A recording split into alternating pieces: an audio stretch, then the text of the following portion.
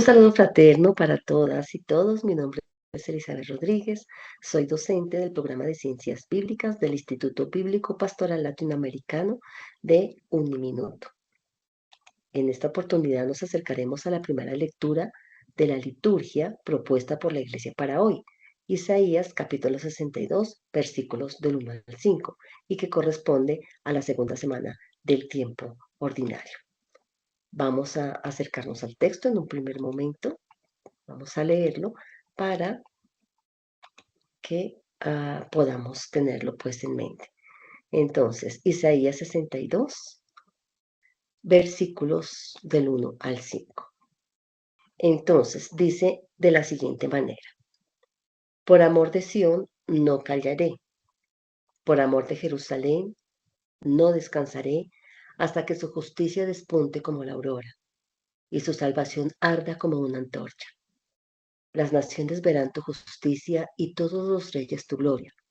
Te llamarán con un nombre nuevo que pronunciará la boca del Señor. Serás corona gloriosa en la mano del Señor, diadema real en la palma de su Dios. Ya no te dirán más abandonada, ni de tu tierra dirán ya desolada, sino que te llamarán mi delicia está en ella, y a tu tierra desposada, porque el Señor se ha complacido en ti y tu tierra tendrá reposo. Como un joven se desposa con una virgen, contigo se desposará tu constructor, y como se alegra el novio con la novia, se deleitará en ti el Señor.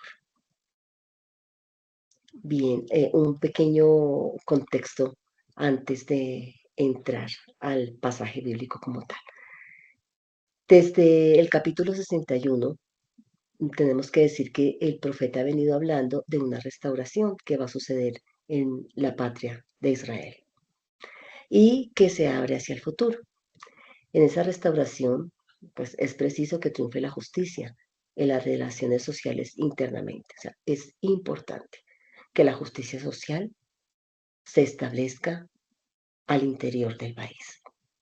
Pero también desde el exterior es importante que se terminen las injusticias y que se termine la opresión que otros pueblos han hecho al pueblo de Israel, al pueblo judío. De manera que se debe eliminar primero la opresión que se vive al interior del pueblo para que la opresión externa también cese. Y esa será la verdadera restauración de la patria. Es importante entonces mencionar que el Señor ama la justicia a favor de todos.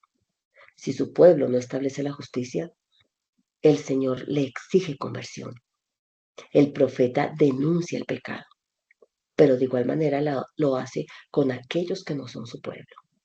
Y esto es importante tenerlo en cuenta porque va a ser el tono para comprender toda esta tercera parte del libro de Isaías, que va de los capítulos 56 al 66 y que en otras oportunidades se ha explicado también que corresponde a lo que los estudiosos y los exégetas han llamado el tercer Isaías o Trito Isaías, ¿no?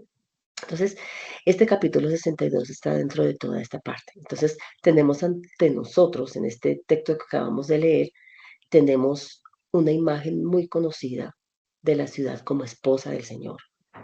Y lo original es que no se trata aquí de una reconciliación tras una ruptura, sino de algo inaugural, y es el día de las bodas. Bien, en esta segunda diapositiva estamos viendo que este capítulo 62 se divide en tres secciones. Y de esas tres secciones, una va dirigida a la ciudad como novia, que está en los versículos del 1 al 5. Otra va dirigida a los centinelas que ofrecen dones y que va de los versículos 6 al 9. Y la tercera parte va dirigida al pueblo y a la ciudad, que también están invitados a recibir al vencedor. Y eso está en los versículos del 10 al 12.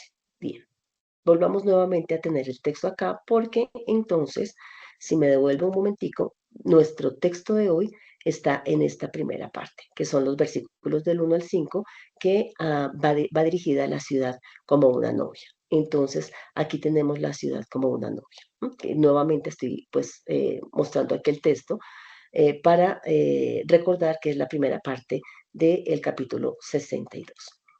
Ahora vamos a mirar algunos elementos del texto y vuelvo a poner el texto acá justamente para que veamos que en los primeros tres versículos, de estos versículos del 1 al 5, podremos hablar de una estructura. Aquí tenemos dos preposiciones o dos proposiciones principales que son y que las he subrayado acá en rojo y es no callaré y no descansaré. Estas dos proposiciones que están en rojo se encadenan a 7 proposiciones subordinadas que deben ser leídas, o proposiciones u oraciones subordinadas que deben ser leídas de continuo. Y justamente las tenemos acá en el pasaje subrayadas en amarillo. Y son, ah, no descansaré hasta que despunte, arda, verán, te llamarán, pronunciará y serás. Entonces, estos aquí en amarillo nos dicen hasta que su justicia despunte como la aurora. Una, su salvación arda como una antorcha. Dos, las naciones verán tu justicia. Tres, y todos los reyes también tu gloria verán. Cuatro, te llamarán con un nombre nuevo, que cinco, pronunciará la boca del Señor. Seis, y serás corona en la mano del Señor, pero también serás diadema real en la palma de tu Dios. Entonces, como estábamos diciendo, aquí tenemos dos oraciones principales que dice, por amor de Sion no callaré, por amor de Jerusalén no descansaré. Y luego de estas dos oraciones principales se desprenden todas estas oraciones subordinadas con estos verbos que van a ser aquí importantes. Esto es interesante mencionarlo o resaltarlo porque aquí, más que hablarnos de una promesa para el futuro, nos muestra una súplica vehemente del profeta. Y esto disminuye la tensión del grito del profeta, que da sentido a esta primera parte. Estos versículos están dominados también a su vez por un sentido de urgencia, ¿no? Expresado por esa contraposición que la tenemos aquí en amarillo, la contraposición hasta que. No callaré hasta que. Y que está reforzada a su vez ahí en el versículo 4 por la otra parte que está subrayada en amarillo, ya no. O sea, ya no te dirán más abandonada. ¿Mm? La urgencia entonces se manifiesta tanto en la decisión del profeta de no callar, también cuanto en la de establecer centinelas, que eso lo va a decir en el versículo 6, que deben acompañarlo a él en su misión. Lo mismo que en Ezequiel 33, del 1 al 9, centinela es un título y función del profeta. Solamente que aquí, en este capítulo 62, los centinelas no deben advertir al pueblo como allá en Ezequiel, sino es al mismo Señor. O sea, como que claman vehementemente para no darle reposo hasta que cumpla sus promesas. Entonces la imagen se relaciona, por tanto, con la de despertar al Señor, que también se dice en Isaías 51:9. Entonces aquí vemos la tensión y la urgencia en este capítulo 62, que esa tensión y esa urgencia está compensada con la seguridad que tiene el profeta de que el Señor no va a abandonar a su ciudad porque la ama. Y su amor se manifiesta a partir también de ese versículo 2 con esas tres expresiones. Y es que el Señor fija un nombre nuevo para su ciudad. Como también podríamos decir, son nuevas todas las cosas que el Señor anuncia y realiza, y ya lo ha dicho en Isaías 42:9, en Isaías 43, en Isaías 48. Entonces, el tercer Isaías también habla de nuevos cielos y nueva tierra. Lo dice en el capítulo 65 y en el capítulo 66.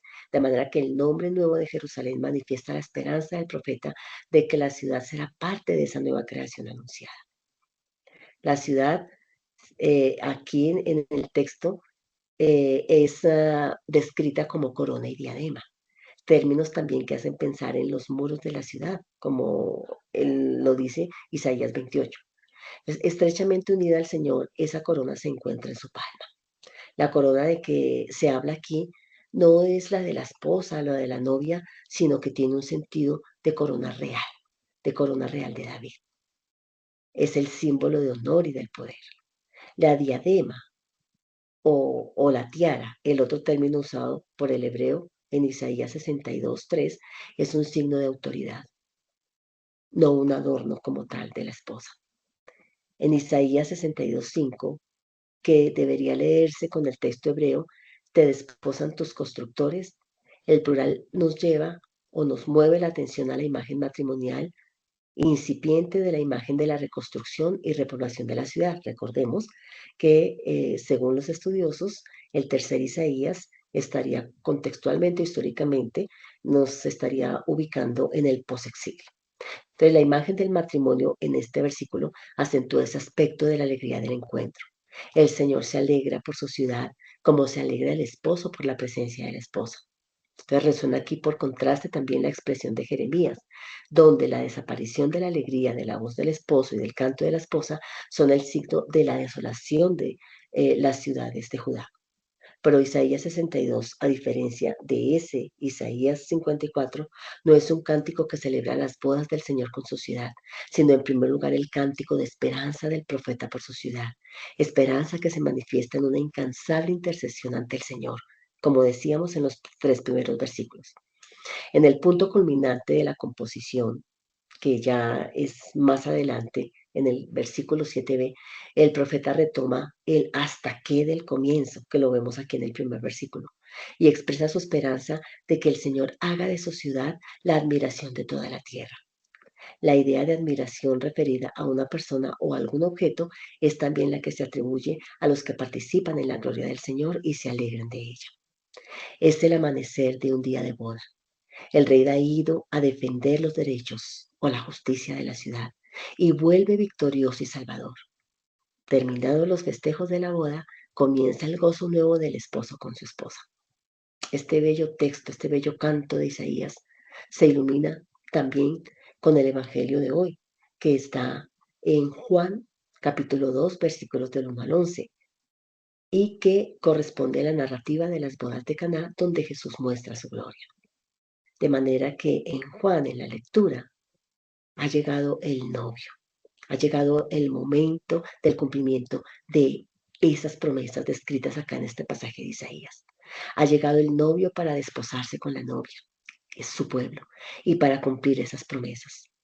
De manera que las lecturas de hoy nos invitan también a nosotros, que somos el pueblo desposado con el Señor, a redescubrir la gloria del Señor, a redescubrir su amor, su salvación, su justicia, y nos invitan a vivir esa justicia desde nuestras propias realidades, para así vivir en el gozo nuevo del esposo que es nuestro Señor. Un saludo fraterno para todos y para todas y un feliz domingo.